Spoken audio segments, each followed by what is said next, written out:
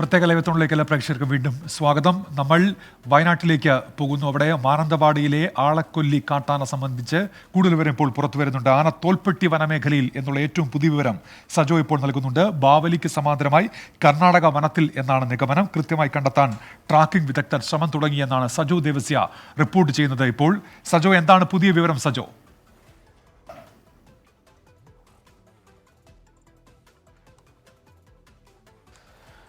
ഉന്മേഷ്, നമുക്ക് ഏറ്റവും പുതുതായി വനംവകുപ്പ് ഉദ്യോഗസ്ഥരിൽ നിന്ന് മനസ്സിലാക്കാൻ കഴിയുന്നത് ബാവലിക്ക് സമാന്തരമായി തോൽപ്പെട്ടി വനമേഖലയിൽ തന്നെ ആനയുണ്ട്, ഈ വേലൂർ മഖനയുണ്ട് എന്നതാണ് ഇപ്പോഴത്തെ നിഗമനം. അത് ബാവലി സെക്ഷനിലെ വനമേഖലയിൽ നിന്ന് ആനയുടെ റേഡിയോ കോളർ സിഗ്നൽ വനംവകുപ്പിന് ലഭ്യമായി എന്നാണ് ഉദ്യോഗസ്ഥരിൽ നിന്ന് നമ്മൾ മനസ്സിലാക്കുന്നത്. കൃത്യമായി കണ്ടെത്താൻ ട്രാക്കിംഗ് വിദഗ്ധർ ശ്രമം തുടരുന്നുണ്ട്. അങ്ങനെയെങ്കിൽ, അതായത് മയക്കോടി ഉൾപ്പെടെയുള്ള സാധ്യതകൾ, ആ ദൗത്യം ഏതായാലും അത് തീരുമാനിക്കപ്പെട്ടിട്ടുണ്ട്. അതുമായി ഉദ്യോഗസ്ഥർ മുന്നോട്ട് പോകുന്നു എന്ന് തന്നെയാണ് ഇപ്പോഴും വനമന്ത്രി നേരത്തെയും വ്യക്തമാക്കിയിട്ടുള്ളത്. അതുകൊണ്ട് ആ ശ്രമം നടക്കുന്നുണ്ട്. ഉദ്യോഗസ്ഥരുടെ ഒരു വലിയ സംഘത്തെ ഇപ്പോൾ ബാവലി കേന്ദ്രീകരിച്ച് വിന്യസിച്ചിട്ടുണ്ട്. അതായത് അവിടെ നിന്ന് സമാന്തരമായി തോൽപ്പെട്ടി വനമേഖല തന്നെയാണ്, അതായത് കേരളത്തിന് യഥാർത്ഥത്തിലധികം വനമില്ല, കർണാടക വനമേഖലകളുടെ കൂടി ഭാഗമാണ്. ആ ഭാഗത്തേക്ക് കൂടുതൽ ഉദ്യോഗസ്ഥരെ അങ്ങോട്ടേക്ക് നിയോഗിച്ചിട്ടുണ്ട്. കൂടുതൽ DFOമാരെ ഉൾപ്പെടുത്തിയ സംഘത്തെയും വിപുലീകരിച്ചിട്ടുണ്ട്. വെറ്റിനറി സംഘവും ആ സ്ഥലത്ത് തന്നെ ബാവലി മേഖലയിലൂടെ ഫോറസ്റ്റ് ക്യാമ്പിൽ അവർ നിലവിൽ തന്നെയുണ്ട്. ഈ മേഖല കേന്ദ്രീകരിച്ച് ട്രാക്കിംഗ് സംഘം നിലവിൽ ഈ ലൊക്കേഷൻ ട്രാക്ക് ചെയ്യും.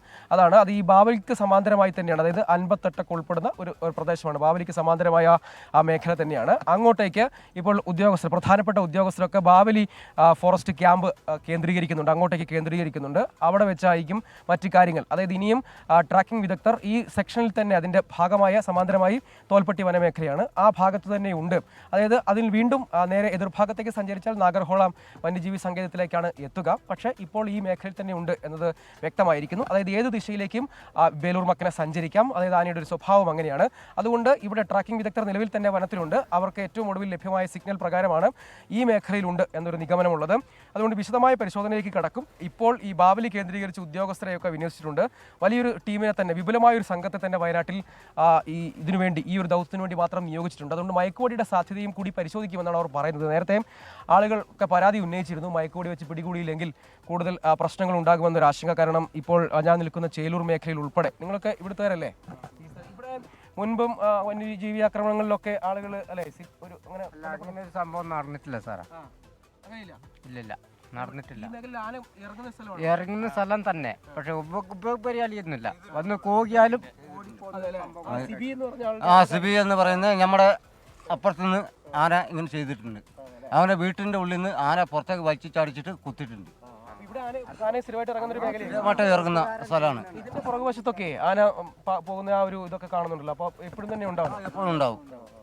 പകലെന്ന് പറഞ്ഞിട്ടുണ്ടെങ്കിൽ നമ്മൾ ലേശം കഴിഞ്ഞിട്ട് അവിടെ പോയിട്ടുണ്ടെങ്കിൽ ആന കൃത്യ പോലെ പുഴയിലുണ്ടാവും ആന. അങ്ങനെയാണ് ഈ ആനന്റെ ഇത് നട്ടം ഇങ്ങോട്ട്.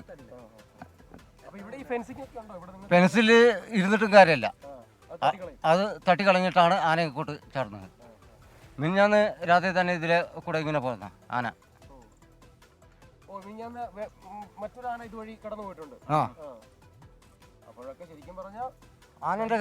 ആനന്റെ കേന്ദ്രം തന്നെ.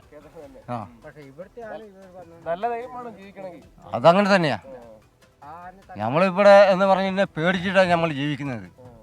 നമ്മളെന്ന് പറഞ്ഞിട്ടുണ്ടെങ്കിൽ ഒരു ചെറിയ കുഞ്ഞിനെ വരെ നമുക്ക് പുറത്തേക്ക് ഇറങ്ങാൻ പറ്റാത്ത സ്ഥിതിയായി ഇപ്പോൾ. അവരുടെ ആശങ്കകളൊക്കെ അവർ പറയുന്നു. പലതരത്തിലുള്ള അഭിപ്രായങ്ങൾ ആളുകളെ സംബന്ധിച്ചിടത്തോളം സ്വാഭാവികമായും ഉണ്ട്.